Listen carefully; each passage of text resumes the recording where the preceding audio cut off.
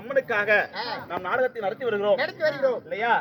அப்படி இருந்தாலும் இந்த நாடகத்திற்கு உறுதுணையாக இருக்கக்கூடிய இந்த கோவில் வெளி கவுண்டரையாகிய அளவு கவுண்டர் ஐயா அவர்களுக்கும் அவருடைய துணையாக இருக்கக்கூடிய இந்த கோவிலை சேர்ந்த கமிட்டி அவர்களுக்கும் இன்னும் நம்மளை வரவழைத்து நம்மளை பெற்ற பிள்ளை போல் உபசரிக்கக்கூடிய இன்னும் வரத கவுண்டர் ஐயா அவர்களும் சுந்தர கவுண்டர் ஐயா அவர்களும் அது மட்டுமல்லாமல் ராஜாமணி கவுண்டர் ஐயா அவர்களும் இன்னும் மணிகண்ட ஐயா அவர்களும் ராமாயணமா மகாபாரதமா சிவபுராணமா கந்தபுராணமா எந்த புராணமும் இல்ல, ஓதனார் பெரிய ஒட்ட நாடகம் ஒரு குடும்ப கதை.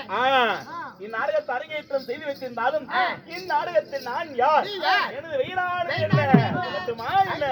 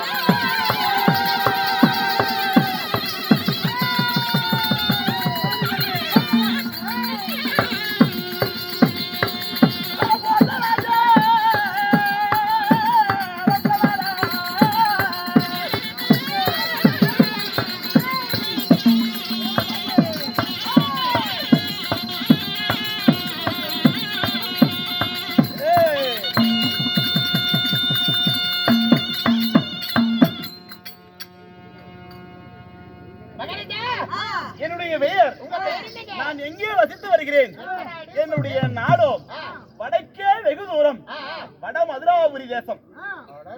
வடக்கு வெகு தூரம், வடக்கே வட மதுரை. ஆமா, நீர்வளம் நிலவளம் செல்வ வளம் படவளம் என்று சொல்லக்கூடிய எதற்குமே குறையில்லாத வற்ற ஜீவனைகளை வளைந்தோடி பாய்க்கும் நன்னகரம் என்னுடைய நகரமோ வட மதுராபுரி தேசம். உங்க பேரு? அந்த வட மதுரையிலே வாழ்ந்து வரக்கூடிய செல்வ சீமானாக இருக்கக்கூடிய என் பெயரோ கள்ள ஒட்ட என்று அறிந்தார்.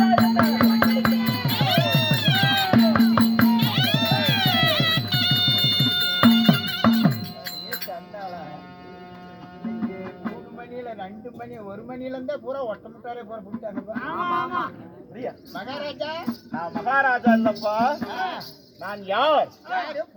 வட மதுராபுரி தேசத்துல நான் நாடாளக்கூடிய மன்னனா, அரசனா, தேவனா? அப்படியெல்லாம் இல்ல, நான் ஒரு செல்வ சீமான். கோடிக்கு அதிபதி. எத்தனை கோடி? இருக்குடா, பல கோடிக்கு அதிபதிடா நானு. என்ன 2 லட்சம் கோடி வச்சிருக்கிறாங்களே, அப்பெல்லாம் முழுவேற்றி சீலையா கொடுத்தாங்க, பார்த்தா ரெண்டா கிழிச்சு வச்சுக்கிறாங்களே. அப்படிப்பட்ட நாங்கெல்லாம் ஒட்டர் இனத்தை சேர்ந்தவர்கள். போயர், போயர் சமுதாயம். நீ ஒட்டை, நான் போயேன். அதேபடி நீங்க ஒட்டை, நான் போயேன். அப்படியா? இது வேற அது வேறயா? ரெண்டு ஒண்ணுதான்டா. ஆமா, என்ன வியாபாரம்? எனக்கு என்ன வியாபாரம்?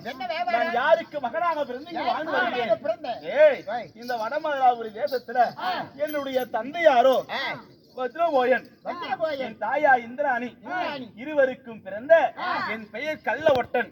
நான் அந்த வடமதுராபுரி தேச செல்வ சீமான் என்று சொன்னேனே, நான் என்ன வேலை செய்கிறேன்?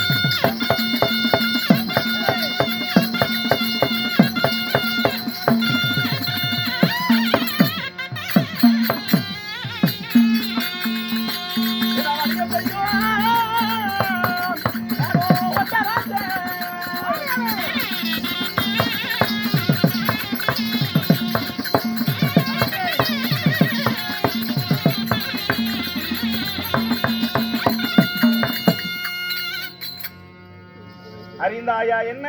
இல்ல பிரிட்ஜ்ல வச்சுட்டு வந்துட்டேங்க. ஏன் என்னது? 1.5 கிலோ பன்னிக்கறி எடுத்தா ஏய்! அறியல. பன்னிக்கறி வேணா கேட்டேன். கூத்துன்னு போன் பண்ணாங்க வந்துட்டேன். ஏய், இதானே அறிஞ்சா. நான் என்ன வியாபாரி? நவரத்தினம் கேள்வி வச்சிருக்கிறாயா? முத்து, வைடூரியம், மாணிக்கம், புஷ்பராகம், கோமேதகம் என்று சொல்லக்கூடிய நவரத்ன மணிகளை எல்லாம் கொண்டு சென்று நான் கப்பல் ஏறி வணிகம் செய்யக்கூடிய வியாபாரி.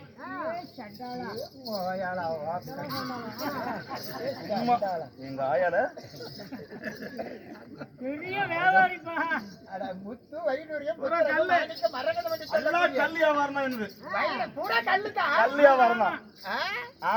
அந்த கல்லெல்லாம் கொண்டு போய் கப்பல்ல ஏத்தி அந்த கல்லை கொண்டு போய் வித்து வணிகம் செய்யக்கூடிய கப்பல் எங்கட காசுக்கு பணத்துக்கு கொஞ்சம் பஞ்சமா? உரலு கல் என்ன வேலை, ஆற்ற கல் என்ன வேலை? அந்த கல்ல வியாபாரம் பண்ண நவரத்தின கற்கள். அப்படி வியாபாரம் செய்யக்கூடிய என் பெயர் கல்லோட்டன். பார்த்தா உன் முகர புண்டை அப்படி ஒண்ணும் திருச்சி மொழியில மொழிகிறேன். என் மொழி அப்படிதான் பிறந்ததுல இருந்து. போன வாரம் ஞாயிற்றுக்கிழமை தான் நான் பார்த்தேன். எங்கே பார்த்திருப்பாயே? சின்னப்பு மச்சி புளியா மரத்தடியில உரல அடிச்சுக்கிட்டு இருந்தேன். நான் உரல் அடிக்கிறாளா? பக்கத்து கடையில 2000 ரூபாய்க்கு சோத்து வாங்கி தின்னுட்டு ஒரு கல்ல உடஞ்ச பாதி வேலை செஞ்சு பாதி வேலை செய்யாது ராவுக்கு ராவா ஒடியாந்துட்டேன். கல்லு கொடுத்துறேன். ரெடி பண்ணி வைக்கிறீங்க. ஆகட்டும் ஆகட்டும் ஆகட்டும். அது இல்லாமலே பண்ண முடியாது. உலகத்துல ஒரே மாதிரி 9 பேர் இருப்பாங்க. அதுல என்ன மாதிரி யாராவது பாத்துருப்பா? அதே கல்லு வியாபாரம் நவரத்ன வியாபாரம் பண்றாரு, என்ன போய் கல் அடிக்கிறேங்கிற? அதுவும் புளியா மரத்து கடையில. எங்க வீட்டுல தானே, எங்க வீட்டுக்கு முன்னாடி தானே குப்பையில கறிப்பு இருக்கிற மாதிரி தெரியுது. அது நான் இல்லப்பா. மனுஷன் ஒரே ஆளு 7 பேர் இருப்பாங்களா? ஆமா, அப்படிப்பட்டவர்கள் நானும் ஒருத்தன். நான் வந்து இந்த நவரத்ன கல் வியாபாரம் தான். ஆனா நீ நினைக்கிற மாதிரி கல்லு கொத்துறாள் கிடையாது. சரி இருக்கட்டும். இப்ப எங்க இருந்து எங்க போற? நான் இப்ப எங்க இருந்து எங்க வந்திருக்கிறேன்? நான் என்னுடைய சாம்ராஜ்யமாகப்பட்ட வடமதுராபுரி தேசம். அந்த வடமதுராபுரி தேசத்துல இருந்து இந்த நம்முடைய பாரத தேசத்திலேயே நல்ல பெரிய தலைநகரமா நல்ல கப்பல் வியாபாரம் செய்யக்கூடிய துறைமுகம் இருக்கக்கூடிய இடம் எதுன்னா பம்பாய்னு சொன்னாங்க. ஆமா, அத கேள்விப்பட்டு நம்ம வியாபாரத்தை இன்னும் கொஞ்சம் அப்படியே பெருக்கிக்கலாம். கல் வியாபாரத்தை எப்படி நம்ம ஊரா ஏன் போய் விற்கணும், கடவுள் விற்கலாம். அப்படி பம்பாயில அப்படி கறிக்கல் கிடைக்காது.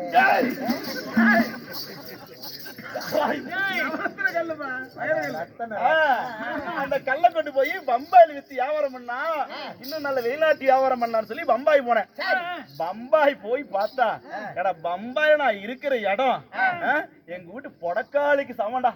அவ்வளவேதான் இருக்குது. பெருசா பேசிக்கிறாங்க பம்பாய் பம்பாய்னு. ஆனா பம்பாய் அவ்வளவு பெருசா இல்ல. நான் தங்குற பொடக்காளி, நான் தங்குற பொடக்காளிங்கிற எங்க வீட்டு பொடக்காளி மாதிரிதான் பம்பாய் இருக்குது. பொடக்காளியில தங்கன புண்டை வச்சுக்கிட்டா அந்த பேரு அப்படி இருந்தது. சரி, இங்க இருந்து வியாபாரம் சரியாவாதுன்னு சொல்லி சரி கடல் கடந்து வரக்கூடிய துறைமுகம் அதிகம் இருக்கிறது கன்னியாகுமரியில. அதனால அங்க இருந்து வரலான்னு சொல்லி நான் ஏறி வந்த பிளேட் இருக்குது இல்ல. பிளேட்னா பிளேட் இல்லடா, பிளைட்னா இந்த ஏரோப்ளேன், வானத்துல விமானம் உயரத்துல அதுல ஏறி பம்பாய் போனேன். சரி இது கட்டுப்படி ஆகாதுன்னு சொல்லி அதுக்கு அங்கிருந்து கன்னியாகுமரிக்கு ஒரு டாக்ஸி எடுத்தேன்.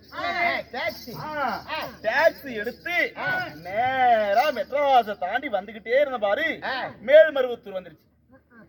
அங்க போய் அங்க வந்தது போனீங்கன்னா தானே அன்னதானம் நடக்கும் அப்படின்னு மேல்மருவத்தூர் வந்துட்டேன். எனக்கு என்ன சோத்துக்கு பஞ்சமா?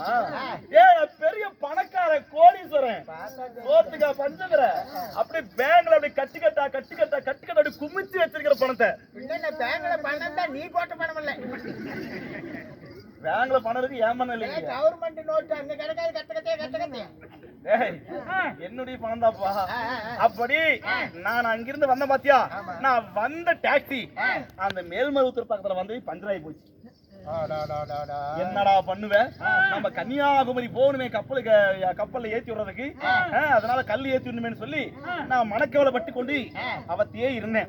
சரி பேங்க்ல தானே பணம் போட்டு வச்சுட்டோம், கையில பணத்தை எடுத்துட்டு வரலையே அப்படின்னு சொல்லி நான் என்ன யோசனை பண்ணேன். சரி கிடக்குது கழுத ஒரு மாட்டு வண்டியாக பிடிக்கலாம் அப்படின்னு பக்கத்துல ஒரு மாட்டு வண்டிக்காரன் தான். சரி சரி இப்போதைக்கு இவன் தான் கிடைச்சான். இந்த மாட்டு வண்டியில ஏறி மாட்டு வண்டியில இருந்து ஏறி வந்துகிட்டே இருந்த பக்கத்துல வந்து திண்டிவனத்துக்கு பக்கத்துல வந்ததையும் அந்த மாட்டு வண்டிக்காரர் மாட்டு வண்டி நிறுத்தி போனவன் தான் ஆளை இன்னுமே காணோம். எனக்கு காலையில ஏறினது வியாபாரத்துக்கு அப்படியே பசி கண்ணை கட்டுது.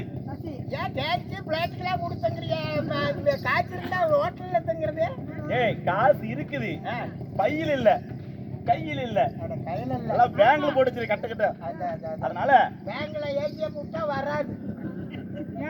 நம்மளது அக்கௌண்ட் இருந்தா தானே. அதனால அப்படின்னு சொல்லி இப்போ திண்டிவனத்துல இந்த பசி ஆத்துறதுக்காக நான் இப்ப பரிதவிச்சு நிக்கிறேன். சரி கொஞ்சோண்டு சாப்பாடு சாப்பிட்டுட்டு குண்டா வேடிக்கா 4 ஊர் வாங்கிட்டுங்களா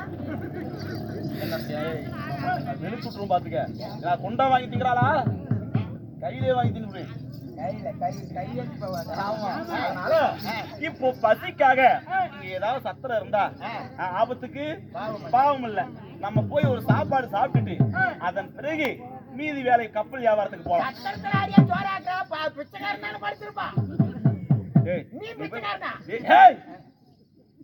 பசிக்கு ஆபத்துக்கு பாவம் இல்லைங்கிறேன்.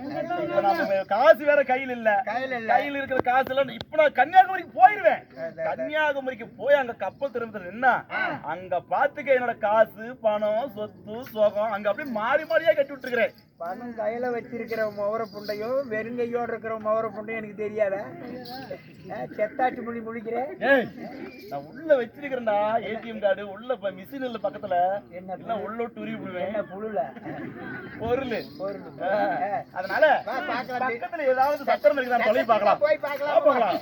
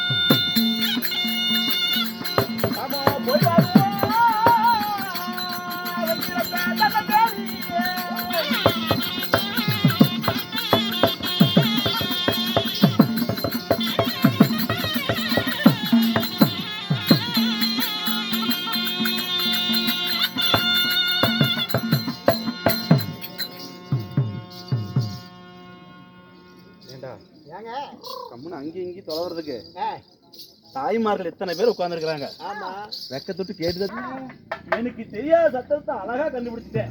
சத்திரம். ஏய், இந்த திண்டிவனத்துக்கு அருகால இந்த ரயில்வே ஸ்டேஷன், இந்த ரயில்வே ஸ்டேஷன் வடக்க தொப்பூர் சத்திரம், இங்க தெற்க புது சத்திரம். புது சத்திரமா? அது இல்லப்பா, இது திண்டிவனம் சத்திரம். இந்த ரயில் ஏற வர்றாங்க பாத்தியா, இந்த ரயில் ஏற வர்றவங்க கட்டிச்சோறு கொண்டாடுவாங்க, ஆளுக்கு ஒரு வாங்கிட்டுங்களாமா. கேட்டா தர்றதுக்கு தான் கட்டி வந்து வைக்கிறாங்க உங்களுக்கு. ஏண்டா இப்படி பிரயாணம் போறவங்க வந்து இவ்விடத்துல உட்கார்ந்து சாப்பாடு கீப்பாடு இருந்தா சாப்பிட்டுட்டு அதன் பிறகு ரயில் ஏறி அவங்களுக்கு பயணத்தை தொடங்குவாங்க. அப்படிப்பட்ட சத்திரத்துல இன்னைக்கு யாராவது ஒருத்தர் நமக்கு பசிக்கு உதவாமலா போயிருவாங்க. கொண்டாடுவோம், கிடைக்கும் கிடைக்கும். நீ கேட்டு பாரு. இல்ல திம்ப ஆயா ஆயான்னு இந்த தொலைவனா இந்த பக்கம் கேள்றா நமக்கு.